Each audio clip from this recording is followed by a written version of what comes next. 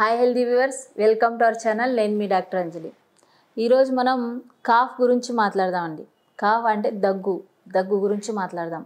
మామూలుగా అయితే దగ్గు చాలామంది ఏమనుకుంటుంటారంటే ఏదైనా ప్రాబ్లం వస్తేనే దగ్గు వస్తుంది అంటే ఏం లేదు. ప్రాబ్లం వస్తేనే కాదు, మనకు ఇది న్యాచురల్ రిఫ్లెక్స్ అండి. మనకు ఈ ఊపిరితిత్తులు అనేది క్లియర్గా పెట్టడానికి, ఇరిటెంట్ నుంచి కాపాడుకోవడానికి ఈ దగ్గు అనేది చాలా ఉపయోగపడుతుంది. కాబట్టి ఊపిరితిత్తులు మనం సేఫ్గా ఉండాలంటే కాఫ్ అనేది రిఫ్లెక్స్ అనేది కంపల్సరీ ఉండాలి. ఇప్పుడు మనకు ఏమైనా ఇబ్బంది ఉంటే ఊపిరితిత్తుల లోపల ఎట్లా తెలుస్తుంది? ఇది దగ్గు ద్వారానే తెలుస్తుంది. లోపల ఏదో సమ్ ప్రాబ్లం ఉంది అని. అది ఓన్లీ ఊపిరితిత్తుకే కాదు, గొంతులో ఇక్కడ ట్రాకియా కానీ, ఫారింగ్స్ కానీ, లారింగ్స్ కానీ ఏ ప్రాబ్లం ఉందో కూడా, ఊపిరితిత్తుది సమస్య ఉంటే కూడా వెంటనే కాఫ్ అనేది రావడం జరుగుతుంది. ఇంకా కొన్నిసార్లు ఏమవుతుందంటే మనకు అన్నం తినే పైప్ ఏదైతే ఉంటుందో అది ప్లస్ ఊపిరితిత్తుది రెండు ఒకే చోటు ఉంటాయి. కాబట్టి ఒక్కొక్కసారి ఏమవుతుందంటే మనం ఫుడ్ తినేటప్పుడు కానీ, వాటర్ తాగేటప్పుడు కానీ సడన్గా ఒక్కొక్కసారి ఏమవుతుందంటే అది ఊపిరితిత్తులో పోయే అవకాశం ఉంటుంది. అప్పుడు మనం సడన్గా దగ్గితేనే అది క్లియర్ అయ్యే అవకాశం ఉంటుంది. కాబట్టి దీనికి మామూలుగా అయితే యాస్పిరేషన్ అంటాం. ఇది న్యాచురల్గా మనం దగ్గితే క్లియర్ అయిపోతుంది. కానీ ఎవరైతే అన్కాన్షియస్ ఉంటారో, ఎవరికైతే కాఫ్ రిఫ్లెక్స్ అంటే చిన్నపిల్లలకి ఇంకా కాఫ్ రిఫ్లెక్స్ అంతగా ఇది ఉండదో, కాబట్టి వాళ్ళకి ఏమవుతుందంటే యాస్పిరేషన్ అంటే ఏదైతే డైజెస్టివ్ సిస్టంలో పోవాలో అది ఊపిరితిత్తులోకి పోయే అవకాశం ఉంటుంది. ఏదైనా కానీ వాటర్ కానీ, ఫుడ్ కానీ.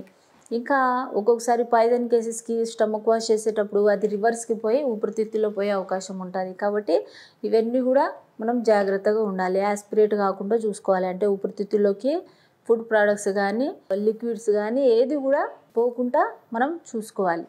కాబట్టి ఈ రెస్పిరేటరీ సిస్టంలో మామూలుగా అయితే మనకు పైపు అంటాం కదా, మామూలుగా అయితే ట్రాకియా ఇట్లా ఉంటుంది. రెండు ఊపిరితిత్తులు ఉంటాయి. కాబట్టి ఊపిరితిత్తులు అనేది గాలితో నిండి ఉంటాయి. కాబట్టి అక్కడ వాటర్ కానీ ఏది కూడా ఇది సరిపోదు, ఓన్లీ ఎయిర్ ఫీల్డ్ ఉంటుంది. కాబట్టి మామూలుగా అయితే ఈ ప్రాబ్లం అనేది ఊపిరితిత్తుకి ఏమైనా ఇబ్బంది అయిందనుకోండి, వాటర్ ఫిల్ అయిపోయింది ఊపిరితిత్తి కింద భాగం అట్లా, కాబట్టి అప్పుడు కాఫ్ వస్తుంది. మనకు ఏదైనా ప్రాబ్లం ఉందనుకోండి, బ్రాంకైటిస్ అంటే లోపలంతా ఊపిరితిత్తి గాలి గదులు అవన్నీ ఉంటాయి కదా, అవన్నీ కూడా వాపు వచ్చేస్తే వెంటనే కాఫ్ వస్తుంది. కాబట్టి ఈ ప్రాబ్లం లోపల ప్రొడక్టివ్ కాఫ్ అంటే మామూలుగా అయితే ఫ్లేమ్ రావడం అనేది జరుగుతుంది. ఇంకా డ్రై కాఫ్ అంటే ఏది కూడా లేదు, ఓన్లీ కాఫ్ ఉంటుంది. అంటే దగ్గు ఉంటుంది, పొడి దగ్గు అంటారు కదా, పొడి దగ్గు ఉంటుంది. ఒక్కొక్కసారి చాలామందికి కాఫ్ ఎక్కువ రోజుల నుంచి ఉంటుంది. కాబట్టి వాళ్ళకి ఒకటే క్వశ్చన్ అడుగుతాం, దగ్గు ఎన్ని రోజుల నుంచి ఉంది అంటే ఎక్కువ రోజుల నుంచి ఉంది, ఏ కలర్లో ఉంది దగ్గు అని చెప్పి అడగడం జరుగుతుంది. మామూలుగా అయితే వైట్ కలర్లో ఉందంటే నార్మల్గా అది జస్ట్ అలర్జీ కాఫ్. ఏదైనా అలర్జీ ఉంటే ప్రాబ్లం ఉంటే అప్పుడు దగ్గు వస్తుంది. మామూలుగా అయితే ఎల్లోయిష్ కలర్లో ఉంది అనుకోండి, గ్రీనిష్ కలర్లో ఉంది అనుకోండి, అప్పుడు ఈ లోపల ఇన్ఫెక్షన్ ఉంది అని అర్థం, అలర్జీ కాదు అని అర్థం. కాబట్టి చిన్నపిల్లలకి ఎక్కువగా పౌడర్ యూజ్ చేస్తే కూడా మామూలుగా అయితే పిల్లలకి అలర్జిక్ కాఫ్ అనేది ఉంటుంది. ఎక్కువగా ఇంట్లో అగరబత్తీలు పెడుతుంటారు కదా, దాంతో కూడా చాలామందికి అలర్జిక్ కాఫ్ అనేది వస్తుంది. ఇంకా మామూలుగా అయితే ఏసీలు ఉంటాయి కదా, ఏసీలో ఒక్కొక్కసారి అది క్లీన్ చేయకపోతే మైట్స్ ఉంటాయి. మామూలుగా అయితే వాళ్ళకి ఎక్కువగా అది ఎక్స్పోజ్ అయితే ఆ ఏసీలు కూడా, అప్పుడు కూడా వాళ్ళకి కాఫ్ అనేది అలర్జిక్గా మారి తర్వాత నెక్స్ట్ క్రానిక్గా అయిపోతుంది. అంటే ఎక్కువ రోజుల నుంచి దగ్గు రావడం, అస్తమాటిక్ అటాక్ రావడం, అప్పుడు చాలా సీరియస్గా అంటే ఆ ప్రాబ్లంతోనే వాళ్ళకి ఇబ్బంది అనేది పడుతుంటారు వాళ్ళు. కాబట్టి మనం చాలా జాగ్రత్తగా ఉండాలి. ఇంట్లో ఏసీ ఉందంటే కంపల్సరీ సంవత్సరానికి ఒకసారి అది అంతా మొత్తం క్లీన్ చేయించుకుంటూ ఉండాలి. అప్పుడు మీకు దగ్గు దానివల్ల వచ్చే అవకాశం ఉండదు. ఇంట్లో చాలామంది ఆల్ అవుట్ యూస్ చేస్తుంటారు. ఆ ఆల్ అవుట్ వలన పర్ఫ్యూమ్స్ యూస్ చేస్తుంటారు. ఆ పర్ఫ్యూమ్స్ వలన కాబట్టి డియోడ్రెంట్స్, పర్ఫ్యూమ్, ఇంకా క్యాండిల్స్, అగరబత్తీలు ఇవన్నీ యూస్ చేస్తుంటారు కదా ఇంట్లో, లైజాల్ కానీ ఇవన్నిటితో కూడా మనకు ఊపిరితిత్తుకి కష్టంగా ఉంటుంది. కాబట్టి అందరూ అనుకుంటుంటారు బయట చాలా పొల్యూషన్ ఉంది అని చెప్పి, కానీ ఒక సర్వే ప్రకారంగా ఇంట్లోనే బయట కన్నా ఎక్కువ పొల్యూటెడ్ ఏరియా ఉంది అని చెప్పి అనుకుంటుంటారు. కాబట్టి ఇంట్లో అనేది మనం ఇవన్నీ కూడా వాడకుండా సింపుల్గా ఏరేషన్ అనేది బాగా ఉండడం అనేది మనం చూసుకోవాల్సి ఉంటుంది. మన ఊపిరితిత్తులు గట్టిగా ఉండాలంటే మనం ఏది కూడా ప్రాబ్లం, అలర్జిక్ ప్రాబ్లం రాకూడదు. మనం ఇమ్యూనిటీ బాగుంటేనే మన ఊపిరితిత్తులు అనేది గట్టిగా ఉంటాయి. ఒక్కొక్కరికి చూస్తారు మీరు, చిన్న చిన్న సమస్యలకే కాఫ్ కోల్డ్ వస్తుంటుంది, దగ్గు పరిశం రావడం అనేది. వారానికి ఒక 2-3 సార్లన, అంటే ఒకరోజు బాగుంటే మళ్ళీ నెక్స్ట్ డే కాఫ్ కోల్డ్ వస్తుంది. కాబట్టి వీళ్ళకి ఏంది ప్రాబ్లం అంటే ఇమ్యూనిటీ తక్కువ ఉంది, ఇంకా ఊపిరితిత్తులు బలంగా లేవు అని అర్థం. కాబట్టి వాళ్ళు ఏం చేయాలి, జాగ్రత్తగా ఉండాలి. ఇమ్యూనిటీ పెరగడానికి విటమిన్ సి అనేది చాలా ఇంపార్టెంట్. ఒక్కొక్కరికి విటమిన్ డి తక్కువ అయితే కూడా చాలామందికి ఆస్థమాటిక్ అటాక్ రావడం, కాఫ్ అనేది ఎక్కువ రోజు నుంచి ఉండడం. మామూలుగా అయితే కాఫ్ కోల్డ్ ప్రాబ్లం వస్తేనే మీరు కాఫ్ కోల్డ్ మెడిసిన్తో పాటు విటమిన్ డి శాచెట్ అనేది తీసుకోండి. వెంటనే ఒక 2 డేస్కే మీకు క్యూర్ అనేది కనపడుతుంది. ఒక అబ్బాయి, చిన్న అబ్బాయి, చాలా 2 lakhs వరకు ఖర్చు పెట్టినారు వాళ్ళు. మామూలుగా అయితే కాఫ్కి, ఈ ఆస్థమాటిక్ ప్రాబ్లంకి వాళ్ళకి విటమిన్ డి డెఫిషియన్సీకి కవర్ చేసినాం. ఇంకా కొన్ని జాగ్రత్తలు చెప్తే వెంటనే 50-60% క్యూర్ అయిపోయినాడు బాబు 15 డేస్కే. కాబట్టి జాగ్రత్తలు కూడా కొన్ని అవసరం అండి. ఎందుకంటే మామూలుగా అయితే ఈ నైట్ టైమ్స్ మనకు బాడీకి ఏదైతే కూల్గా ఉంటుందో అవి ఫుడ్ అనేది మనం తీసుకోకూడదు. ఫర్ ఎగ్జాంపుల్ పెరుగు తీసుకోకూడదు. ఇంకా ఏదైతే మనకు కూల్గా ఉంటాయో అవి కొన్ని ప్రోడక్ట్స్ ఉంటాయి, అవి తీసుకోకపోతే మనం హెల్తీగా ఉన్నట్టే. ఇంకా విటమిన్ సి బాగా ఉండాలి అంటే, మన ఊపిరితిత్తులు స్ట్రాంగ్గా ఉండాలంటే మనం డైలీ ఉసిరికాయ కానీ ఉసిరికాయ జ్యూస్ కానీ తీసుకుంటే మన ఊపిరితిత్తులు అనేది స్ట్రాంగ్ ఉంటాయి. మామూలుగా అయితే ఇది అక్యూట్, సబ్ అక్యూట్, క్రానిక్ అని 3 రకాలుగా ఈ కాఫ్ అనేది డివైడ్ చేస్తారండి. అక్యూట్ అంటే 2 to 3 weeks, అంటే 2-3 వారాల లోపల తగ్గిపోతే ఇది అక్యూట్. మామూలుగా అయితే సబ్ అక్యూట్ అంటే 4 weeks అబవ్ ఉంటే ఇది సబ్ అక్యూట్, ఏదైనా ఇన్ఫెక్షన్ కాజ్ ఉండొచ్చు. క్రానిక్ అంటే చాలా రోజుల నుంచి ఉంటే దీనికి క్రానిక్ అంటాం.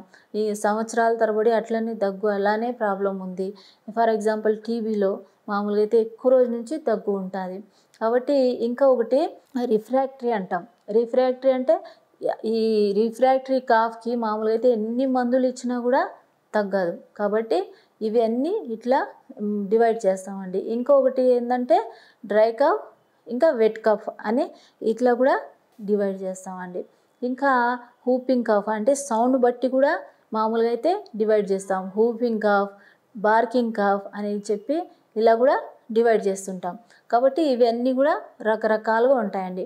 నెక్స్ట్ ఏంటంటే డే కాఫ్, అంటే డేలో మాత్రమే ఉంటుంది కాఫ్, నిద్రపోతే తగ్గిపోతుంది. అంటే ఇరిటేటివ్ కాఫే, మనం ఎంత మాట్లాడుతుంటే అంత దగ్గు వస్తుంటుంది, అంటే ఇక్కడనే ఇరిటేషన్ ఏమైనా ఉంది అని అర్థం. కాబట్టి థ్రోట్ ఇరిటేషన్ ఉంటే మనం ఎంత మాట్లాడుతుంటే అంత దగ్గు వస్తుంటుంది. ఇంకా నైట్ కాఫ్ ఉంటుంది. నైట్ కాఫ్ ఎందుకు వస్తుంటుంది అంటే ఒక్కొక్కసారి ఏదన్నా పారాసైట్ ఇన్ఫెక్షన్, అంటే కడుపులో నుసి పురుగులు ఉంటే ఎక్కువగా దగ్గు వచ్చే అవకాశం ఉంటుంది. ఒక్కొక్కసారి పోస్ట్ నేజల్ డ్రిప్ అంటాం. మామూలుగా అయితే అడినైడ్స్ ఎవరికైనా ప్రాబ్లం ఉన్నాయనుకోండి, ఇక్కడ నుంచి సిక్రిషన్, లేదా వాళ్ళకి కోల్డ్ ప్రాబ్లం ఉంది, సైనస్ ప్రాబ్లం ఉందనుకోండి, ఇలా పనుకుంటే వాళ్ళు ఆ సిక్రిషన్స్ అన్నీ గొంతులోకి పోయి మామూలుగా అయితే నేను చెప్పినాను కదా ట్రాక్లోకి పోతాయి, ఊపిరితిత్తులోకి పోతాయి, అప్పుడు సడన్గా కాఫ్ వస్తుంది. కాబట్టి ఈ నైట్ కాఫ్ ఎందుకు వస్తుంది, ఏమైనా వర్మ్స్ వల్ల వస్తుందా, ఏదైనా అడినైడ్స్ కానీ సిక్రిషన్స్ ఏమైనా ఉన్నాయా, దానివల్ల రివర్స్కి పోయి కాఫ్ వస్తుందా అనేది చెక్ చేసుకోవాల్సి ఉంటుంది. ఇంకా నెక్స్ట్ వచ్చేసి ఇది ఎక్కువగా ఎవరెవరికి ప్రాబ్లమ్స్ వస్తాయంటే ఎవరైతే స్మోకర్స్ ఉన్నారో, ఎక్కువగా మామూలుగా అయితే స్ప్రేస్ యూజ్ చేస్తుంటారో, ఎవరికైతే అలర్జిక్ ప్రాబ్లమ్స్ ఉందో, ఇంకా డే కేర్ స్కూల్లో పిల్లలు అందరూ ఉంటారు కదా, ఎవరికైనా ఒకరికి ఇన్ఫెక్షన్ వస్తే అందరికీ వచ్చే అవకాశం ఉంటుంది. ఒక్కొక్కసారి పిల్లలు ఏం చేస్తారంటే ఏదో ఒకటి నోట్లో పెట్టుకోవడం అలవాటు ఉంటుంది. మా దగ్గర ఒక కేసు వచ్చింది. నోట్లో ఆ పిల్లోడు మామూలుగా అయితే షార్ప్నర్ అనేది నోట్లో పెట్టుకున్నాడు, సడన్గా అది బ్రాంకోస్లో పోయింది, అంటే ఊపిరితిత్తులోకి పైన భాగంలోకి పోయింది. పైప్ ఉంటుంది కదా, అక్కడ బ్రాంకస్ అంటాం. అక్కడ వెళ్తే వెంటనే ట్రీట్మెంట్ చేయాలి. స్పెషల్ డాక్టర్ దగ్గర పోవాలంటే బాబు చనిపోతాడు. అప్పటికే కొంచెం చేతులు అవన్నీ బ్లూయిష్ కలర్లో ఉన్నాయి, రెస్పిరేషన్ ప్రాబ్లం అవుతుంది. వెంటనే సార్కి ఎక్స్పీరియన్స్ ఉండింది కాబట్టి ఈటీ ట్యూబ్ వేసేది అవన్నీ. అప్పుడు ఏం చేశారంటే వెంటనే లోపల లారింజోస్కోప్ మొత్తం అది ఒక పరికరంతో తీయడం జరిగింది. కాబట్టి చాలా జాగ్రత్త ఉండాలి. పిల్లలకి అన్నీ నేర్పిస్తుండాలి. ఇట్లా పోతే ఇంత ఇబ్బంది అవుతుంది కాబట్టి జాగ్రత్తగా, లేకపోతే పిల్లలకి ఏది కూడా అట్లాంటి వస్తువులు లేకుండా చూసుకోవాలి. లేదా డే కేర్‌లో ఎవరైనా చూసుకునేటి వాళ్ళు ఉండాలి. ఇది తింటే ఒక్కొక్కసారి ఫుడ్ తినిపించేటప్పుడు ఊపిరితిత్తులోకి సడన్‌గా అడ్డం పడి చనిపోవడం అనేది జరుగుతుంది. కాబట్టి పిల్లలకి చాలా జాగ్రత్తగా ఫుడ్ అనేది ఇవ్వడం, ఏదైనా వస్తువులు అనేది ఇవ్వడం అనేది చాలా ఇంపార్టెంట్ అండి. ఇంకా ఎవరికైతే క్రానిక్ ఇల్నెస్ ప్రాబ్లమ్ ఉందో, లంగ్ ప్రాబ్లమ్ ఉంది, లేకపోతే న్యూరాలజికల్ ప్రాబ్లమ్ ఉందో వాళ్ళు కూడా ఇది మామూలుగా అయితే దగ్గు వచ్చే అవకాశం ఉంటుంది. ఇంకా కాజ్ చెప్తున్నాను కదా, ఇంట్లో ఏదైనా అలర్జీకి ఉండొచ్చు, లేదా నిజంగానే ఇన్ఫెక్షన్ వచ్చి ఉండొచ్చు ఊపిరితిత్తుకి.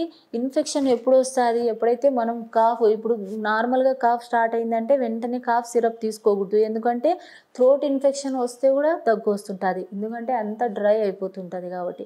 అప్పుడు ఏం చేయాలి? వెంటనే థ్రోట్కి ఇన్ఫెక్షన్కి క్లియర్ చేసుకుంటే మీకు దగ్గు అనేది తగ్గిపోతుంది.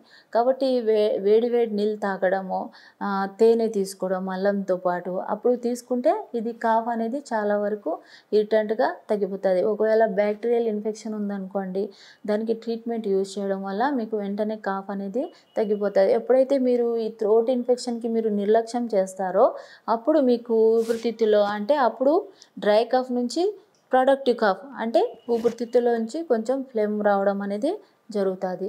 అప్పుడు ఇది ట్రీట్మెంట్ చేయడం అనేది చాలా లేట్ అయిపోతుంది. కాబట్టి కంపల్సరీ కొంచెం ఉండగానే చూపించుకోవాలండి. ఇంకా చిన్న చిన్న మామూలు విషయాలకి కాఫ్ వస్తే వెంటనే ట్రీట్మెంట్ ఏం అవసరం లేదు. యాంటీ అలర్జిక్ మెడిసిన్స్ వాడితే చాలండి, క్లియర్ అయిపోతుంది కాఫ్ అనేది.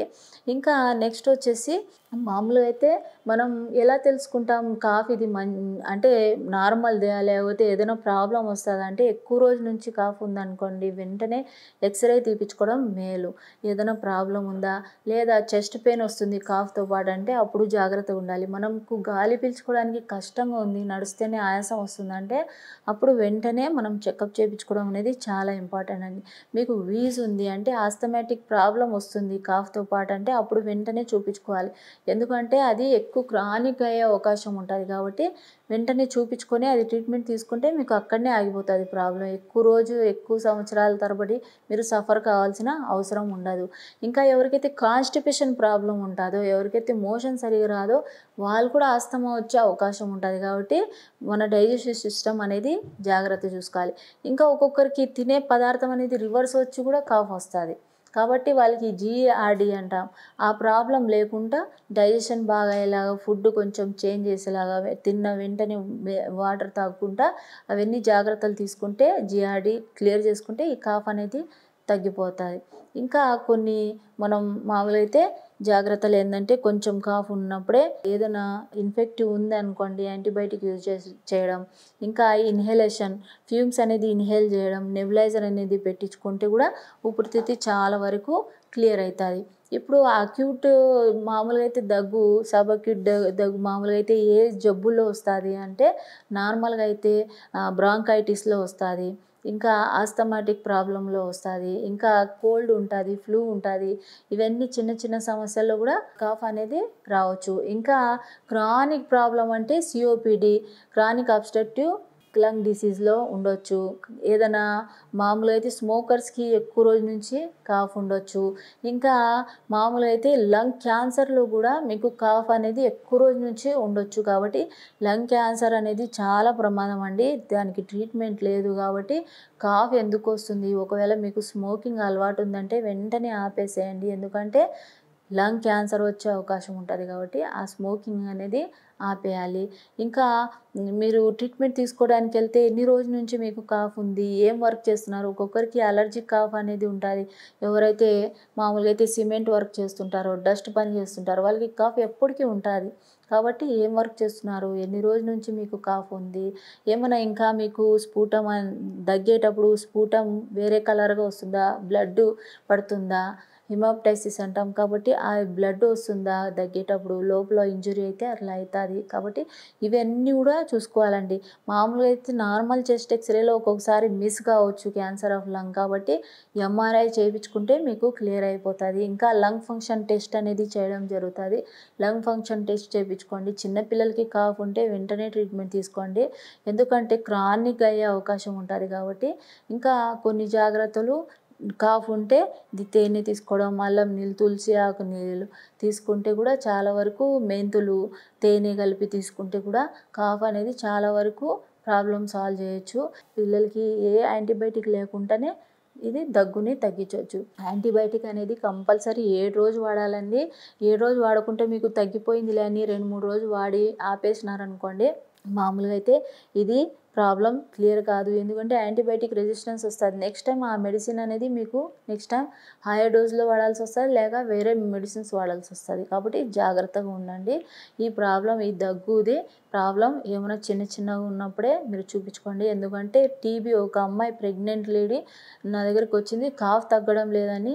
కంపల్సరీ ఇంకా ఏం చేయలేము కాబట్టి ఎక్స్రే తీయాల్సి వచ్చింది. లెడ్ డ్రెస్ అనేది వేసి, ఆ అమ్మాయికి లెడ్ ఎప్రాన్ అంటాం, ఆ ఎప్రాన్ వేసేసి చెస్ట్ ఎక్స్రే తీపిచ్చింటే ఆమెకి టీబీ మెడిసిన్స్ వాడింది ఆ అమ్మాయి ప్రెగ్నెన్సీలోనే.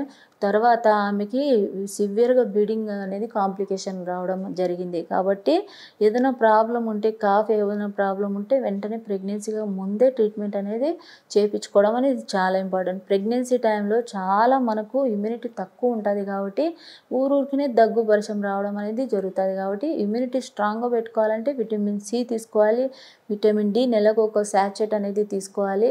ఇవి తీసుకుంటే మన ఊపిరితిత్తులు అనేది స్ట్రాంగ్గా ఉంటాయి. ఇంకా ఎవరికైనా కాఫ్ కోల్డ్ వచ్చినప్పుడు వాళ్ళ దగ్గరికి పోకుండా ఉండాలి. మనం కాఫ్ కోల్డ్ ఉందనుకోండి, ఎవరికైనా పక్కన ఉన్నారు, అప్పుడు ఏం చేయాలంటే మనం చేతులు ఊరికనే కంటి దగ్గర, ముక్కు దగ్గర పెట్టుకోకూడదు. వాష్ చేయాలి. హ్యాండ్ వాష్ చేసుకొని జాగ్రత్తలు తీసుకుంటే, ఇవన్నీ జాగ్రత్తలు తీసుకుంటూ రాకుండా చూసుకోవాలి. ఇంకా చాలామంది కరోనా తర్వాత, ఎంఫిసిమా ప్రాబ్లం వచ్చిన తర్వాత చాలామంది ప్రాబ్లం క్యూర్ అవుతుంది. కానీ బ్రెత్లెస్నెస్ అంటే గాలి పీల్చడానికి కష్టం అనేది పోదు, చాలా మెడిసిన్స్ వాడినా కూడా. కాబట్టి దానికి హోమియోపతిలో చాలా మంచి మెడిసిన్స్ ఉన్నాయి, అవి యూజ్ చేయొచ్చు. మీ ప్రాబ్లమ్ని క్లియర్ చేసుకోవచ్చు. కాబట్టి ఈ వీడియో కనుక నచ్చితే లైక్ చేయండి, షేర్ చేయండి, సబ్స్క్రైబ్ చేయండి.